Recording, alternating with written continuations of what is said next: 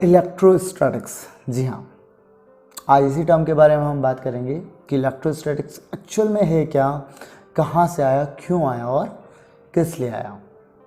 यदि आप इंटरेस्टेड हैं और जानता हूँ कि आप इंटरेस्टेड हैं तभी आए हैं, so stay tuned till the video and let's get started.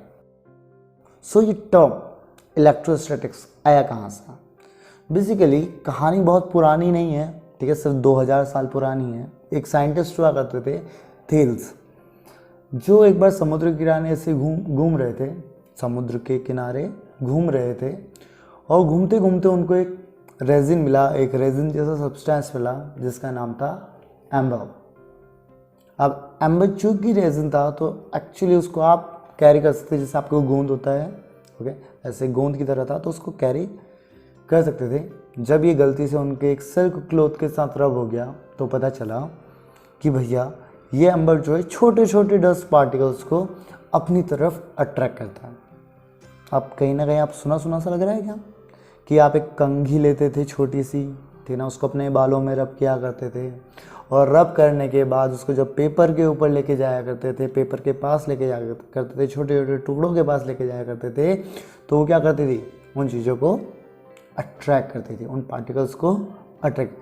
Same चीज़ें, लेकिन पहली बार जब कोई साइंटिस्ट कोई अच्छी बात बताता है, कोई नई चीज़ बताता है, सब क्या बोलते हैं, पागल है ना। क्यों पागल है? ठीक है, ऐसा हमने तो देखा ही नहीं, ऐसा तो होता ही नहीं है। इसलिए साइंटिस्ट को हम कह देते हैं पागल। जैसे कि फॉर एग्जांपल जब पहली बार मेंडलीव्स ने, ठीक है ना, फादर ऑफ जेनेटिक्स ने बताया होगा कि क्रोमोसोम से information one generation to another generation transfer होती है, तो लोगों ने क्या कहा होगा, पागल है, क्या ही पता है इसे, ठीक है ना, भगवान के पास से आते हैं बच्चे तो, ठीक है ना। वही बात हुई होगी। अब यहाँ पर भी वही सेम बात हुई है, क्या कि कह दिया ऐसा कुछ होता नहीं है। फिर 2000 साल बाद हमारे एक और साइंटिस्ट आए, विलियम ने कहा नहीं ऐसा होता है, ठीक है ना, झूठ मत बोलो उस व्यक्ति को, ऐसा एक्चुअल में होता है। आप डिफरेंट मटेरियल को डिफरेंट रॉड्स के साथ, फिर क्लोथ्स के साथ यदि रब करो तो उसमें प्रॉपर्टी आ जाती है या तो अट्रैक्शन की या फिर रिपल्शन की।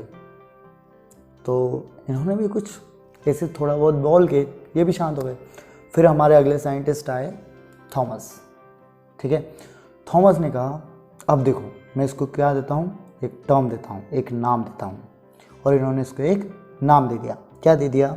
ठीक है, द टर्म वॉज इलेक्ट्रिसिटी। क्या टर्म था? इलेक्ट्रिसिटी। क्या होती है इलेक्ट्रिसिटी?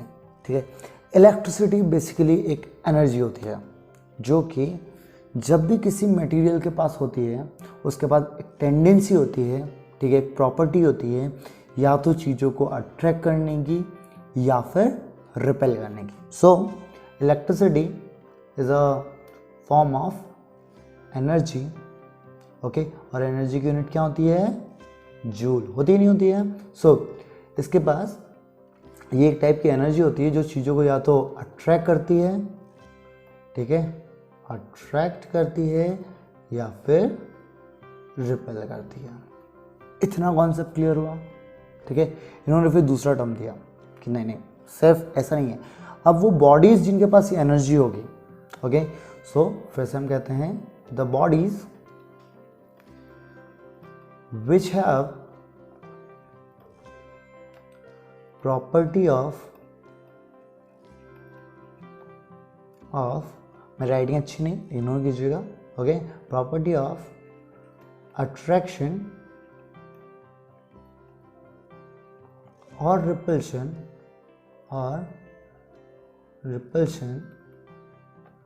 आर, देखो बहुत बेकार राइटिंग है ना, नॉन एज, सर थोड़ा सा हम सही कर सकते हैं, पहली वीडियो है, ठीक है,